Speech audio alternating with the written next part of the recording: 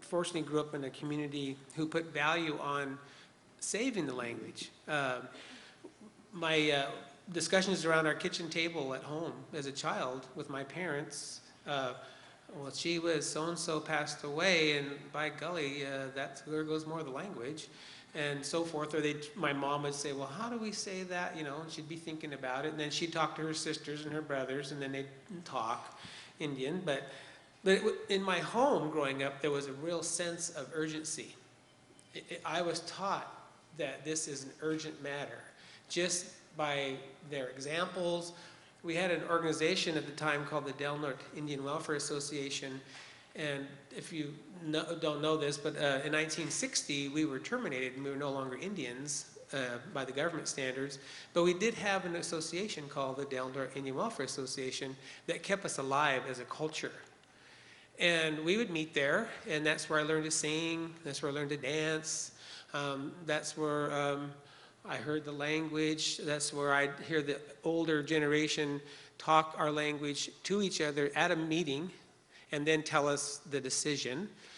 So I got to see that and hear that personally. And I also, so then I think I just kind of got drug into it, it seems like, in a way. But then there was a point in my life where I picked up a real abstract idea that I just wanted to be able to talk to the creators in the language. I wanted to be able to, instead of praying in English, I wanted to be able to say what I need to say to the creators in Tolowa language. So deep down in my inner core of who I am, I wanted that, I needed that, wanted that, and that was something important to me, was to be able to pray in the Tolowa language. So there was this little goal there. And it was just fortuitous that the language stuff was taken off in Northern California then. That was 1967, 68, 69, and there was a movement in the culture, American culture, called civil rights. And we learned that there were other people in the world. There were, oh my God, there were black people. And then we found out there were Chinese people, and we found out that there were poor white people, and we found out that there were Indians. You know, up until then, we were all white, and we all dressed the same, and we all tried to behave accordingly. It was a mono-white culture in America until the Cultural Revolution of the 1960s. And so you either were proud of who you were and wore the stripes on your back, or you were ashamed and hid away. That were the two choices that we had at the time. And of course, I come from a family who bucked the system, right? When I'd come home from the school bus, obliterated because all the kids on the bus slammed me into the ground physically and also emotionally and intellectually, it was my parents that saved me and brought me back to life at that dinner table talking, because I had straight up racism. There were no blacks in our community, there were no Mexican people at that time, and so it was just we Indians that took it all. Okay, so I grew up in a real stratified experience. Going into Crescent City was like going into no man's land for me. It was like, that's where we don't know who lives there. You know, we know people lived out behind there, a place called Elk Valley, but we didn't know anybody that lived in town, you know, when I was a kid, you know. And so it was out on the river, it was down at the mouth of the river, around the Indians down to the Shaker Church at the cemetery, or all my cousins that I played with around there on the reservation or whatever. That's what was my world. You know, so I didn't realize I was being acculturated in a different way, because that was the only culture I knew. Every night we ate at a different uncle's and auntie's house. I mean, all the cousins played together and fought together, and whatever we did, went swimming together. Or I don't know, I didn't really think a lot about it until I left there and went on. And out of that process, though, came language for me. And I want to just underscore what Carol was saying, too, is that I really have had to spend a lot of my personal time and energy to survive in this world physically, and not to mention emotionally or intellectually or spiritually. As Carol said, we are descendants of the American Holocaust, and we are directly the descendants of the California, Holocaust that was paid for by the state of California to kill and exterminate every Indian in California in 1851. $1.4 million was expended by the state of California to exterminate and eradicate us off this earth. So I carry those wounds in my chest. I carry them in my gut. And it's taken years to come to terms with that. And so when Carol says, yes, it's nice if you have your language, But if you don't, it doesn't mean you're still not an Indian. Because when my auntie showed me how she gutted a fish, how she scraped the black blood out of the back, how she filleted that, she showed me. And when my uncle showed me how to hang a net, he showed me. He didn't have to say, hatan tiwa ashtas, hatan hiwe ashsu, I cut it this way and I scrape it that way. She showed me. So I know those things. I know my culture because I was shown my culture. I was shown how to drive fish at the ocean, or sit and watch her grandma weave baskets and other grandmas weaving baskets. Oh no, not your grandma, your cousin. Her mom, Manola's mom, got to watch them weave baskets for the real deal, And it didn't happen because they instructed me. Yeah, your cousin.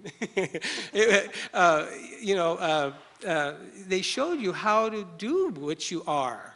It was shown to you. So I agree that, just because you aren't fluent in our languages doesn't mean you're not who you are, But on the other hand, I agree that, it brings a clarity.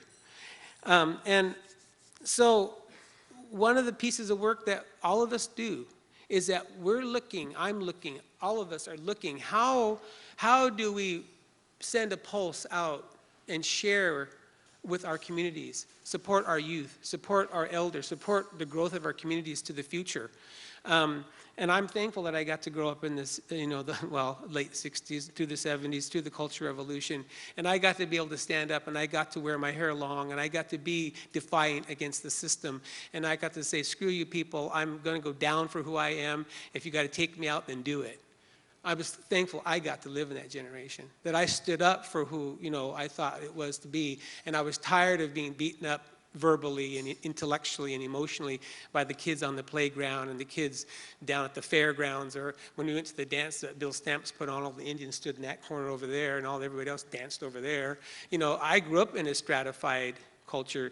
So it's taken a long time to find myself and to become strong and stronger as a process of that. But again, that's part of healing ourselves. If we don't get in there and heal ourselves on the inside, the outside doesn't matter anymore. But we've got to get down in here and work on this part, the stuff that belongs to us personally. And language just happens to be a part of that. And what Carol was saying too about ceremonies, one of the things that my co-chair sitting here with us, Marion, her grandfather was one of my teachers, one of my main teachers. And he wanted to make sure that we did have these prayers, And so I'd go sit with him at his house, and it started out with 6 of us boys. And a year later, it was me, sitting there in that room, sitting with him. And he was instructing me in these prayers. This is how you say, hey, this things hakwe na mean that he do one lawa trauma. He was instructing me. It's like a song almost. It's a stanza of information. And he wanted me to have that. He wanted me to understand that. And thank goodness. Thank goodness that he took the time that meant that much that he wanted to see it go to the next generation. And he found a crazy little Indian boy named me sitting there with him, taking it all in, And of course, I had a mom and a dad at home saying, yes, that's important. Value that, They taught me it had value. Because if you live in a home where you don't value these things, your kids aren't going to learn a thing. It's just like going to school. If you don't prepare your kids for the classroom, they're not going to do well there. Well, if you don't prepare your kids to be an Indian, they're not going to do well there. In this sense of what I'm talking about. So I'm thankful I had that kind of family. I'm thankful I had that mom and dad that made this a valuable thing. My dad was Wintu Indian from the Trinity River, and his people were butchered there at Sky Ranch at a ceremony. And his grandma survived under a big storage pack basket and watched her people be butchered through the slats of a basket. And that's my dad's people. And so he spared us nothing. He told us straight out, this is what it's like, this is where you're coming from, this is the hell we've been through. But we're here now. And all of part of that is about being whole. Part of that's trying to be whole. Part of that is trying to make sense out of all this chaos and nonsense and noise.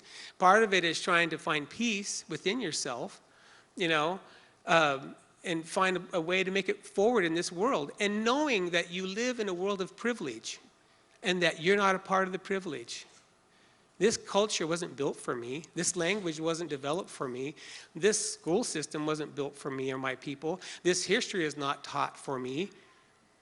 I have to teach my own history. I have to carry my own banner. I have to carry my own flag through life. I have to be the cheerleader of my people, because if I don't, who will? And of course, there's plenty of us doing this. I'm not alone, but I'm sharing a point of view is what I'm sharing. And thank God I'm not alone. I'm glad I live here in Northern California, where there's other people carrying the same banners and singing the same songs and know the same things. That's good. But so language is integral to the whole part of that. And I guess I just say that I know how to talk Indian because I want to. You know, if I didn't chase after little old, Dayashri Amelia Brown and give her a headache, because I didn't know this till years later. And so Mom and I would pull in the driveway, and then she'd look out the window, they said, and she'd, gosh. And she's told her daughter, who I worked with for 25 years, subsequent to that, she goes, here comes that thing again. And so, because what I didn't even know was I was giving her headaches, and I don't know why I would go and ask her questions about the language. How do you say this? And how do you say that? And, oh, that's how you say it. And, and I'd have to make her stop and think about it, And then maybe she would say, no, I don't know how to say that, but there is a word for that, and there's a way to say that. So when I came back, a few days later, guess what? She knew how to say it. She thought about it. And she, I haven't heard that word, I think, for 70 years, I think was the last time I heard that word. I remember one time we wanted to know how to say hand ads for carving canoes and planks. And poor Dayashri Sam Lopez sat there, Dayashri Amelia Brown, Dayashri Ellen Norris, and Dayashri, the Nat family, and just all these different families are in the room sitting there, and they're going, Daiwa Ushi, do na Ushi, Daiwa Hui Hushi. They're thinking about it. Well, they'd all go home, and then by golly, next Wednesday, we'd have our class, and there it was. And soon as one of the elders would say, oh, he wa ushi must say, everybody say, oh, that's it. We just haven't heard it for so long, we can't remember how it was said, because who was the last time somebody used hand ads, to make a boat that way, in the old-fashioned way? It was, and they'd say stuff like that. Oh, when I was a girl, she said, way over there was a big redwood tree fall down. They just leave all their tools stacked around there, she said. Nobody steal in those days. Then they'd go work and come back and chip on the boat, and go off to work, and then maybe camp there and over, a few days and work on that canoe. And she said, that's what I saw when I was a girl. Of course, now you left it to all be stolen. People would steal stuff like that. In those days, you could actually leave your tools around out there in the brush or wherever you're working and be fine. But anyway, it was just those kind of experiences and sharing. And one thing I wanted to say, too, that about language that was really cute was one time I was talking to this old elder. She lived to be 110, and she was clear as a bell until 107. And anyway, I talked to her, and she'd say, oh, I wish you knew old people. And I'm thinking, dear God, to myself. And so I'm waiting, because you're taught not to say anything when they're talking to you. You just listen. And and so then she goes, I wish you knew old people like that was old when I was a girl. They could tell you anything. And so I was thinking, okay, she's 107. So when she was a girl, that was 100 years ago. And then she was talking to somebody who was probably 107, who was talking to somebody when they were 100 years ago, when they were 7, and I saw a tunnel or something. I saw like a vision. I went, oh my gosh, I'm talking to eternity. Like, it was like I saw this cool thing, like, so she was talking to somebody who was 100, who was talking to somebody who was 100, who was talking to somebody who was 100, to 100, Oh, Jack Norton's Myth of the Eternal Return, the undifferentiated continuum he talked about in our NAS class at Humboldt State. Well, I'll be doggone.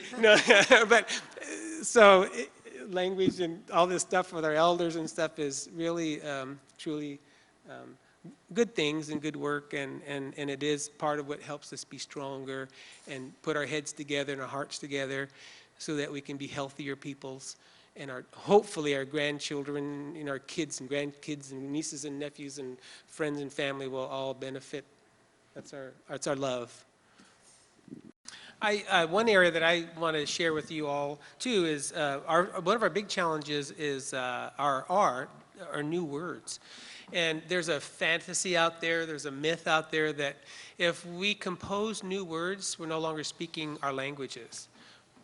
Who came up with this standard, who came up with this fantasy, who came up with this myth is beyond me. But the argument was, we didn't have those things then. And when we put out a little publication in 2006, and we had word in there for, airport and going to the dentist and stuff, and boy, people were just chewing me up. Well, we didn't have airports back then. I go, but we have them now, and I need to go to one to fly somewhere. So do I just all of a sudden stop talking? Like, I'm going to the, and then I'm going to get on, and I'm going to fly to, did you understand any of it? No, I mean, so, my point is that you've got to, and so there's a myth out there that we can't and do not and never did compose new words. So then, being who I am, I go back and I go, well, wait a minute now. There's 4 or 5 words right here I want to share with you. One is the word for nachmiti. Nachmiti means white man in our language. Now, we didn't have them then either. So how is it then that we have a word for nachmiti now? And they're going, oh, that was the old people, and they could do that. And I go, oh, really? Okay, so check that one off, whatever. But I mean, to try to get people to realize that if you do understand the language enough and you see the grammar of the language, it's obvious how to make new words up. I mean, English does it every single day. Every time there's a new technological advancement or a new theory developed for sociology, archaeology, or psychology, they got a new word for it, Well, why does English get away with it? Why does Japanese and French get away with it? How come we can't get away with it? I'm not sure where this myth comes from that you can't come up with new words to live in the today world. And so we've spent a lot of our efforts in our language community to compose words based on the grammar of the language and get a lot of flack from that. And the flack's dying away, and we just basically ignore the flack, really, and not giving it any life. But that's just something I kind of wanted to share because I know it's a challenge. You'll be talking, and then you'll come to an English concept, a word that you need to say in the language, and it kind of stops the conversation. So there is the choice of phonologically shifting it into your language. And there's cases like that, like the word coffee. We don't have a f phoneme in Tolowa, so a long time ago, before I was born, there was a word composed called gape. Oh, gape. And then Dad said they were eating dinner one time, big old crowd of folks, and old poor Alec and his wife were sitting there talking, and they served olives that day, and they never saw him before, and they go, da e la ha. And he tells his wife, oh, honey, they call it ale. And so that became olives. So now we have ale. So those are phonologically shifted words that come from another language into our language. And guess what? What happened to which peck? It used to be which poos, I don't know, but it got anglicized to which peck, whatever. My point is that English borrows words all the time and gets away with it. And so I just wanted to kind of share that is a challenge, but I'm totally up for it. And we need to come up with new verbs, new nouns, new adjectives, whatever we need to speak our language fluently and my goal is to leave that legacy behind for those ones coming. And one of the ideas of these language pods or language nesting. And it's like, so I just want to share a little bit about my granddaughter watching Hune and Santas, working on language because their mom and dad are working really hard to talk as much Indian as they can with them. And it's just fascinating to see developmentally how a little infant, comes into the world and how they're learning language. And of course, we all have challenges. We have TV, we have music, we have radio, we got, school downtown, uncle and auntie coming over, they're all speaking English, that's all they hear. And, so it's interesting that sometimes she argues against, because when she learns a word, she knows that she knows it. I'm talking either English or Indian word.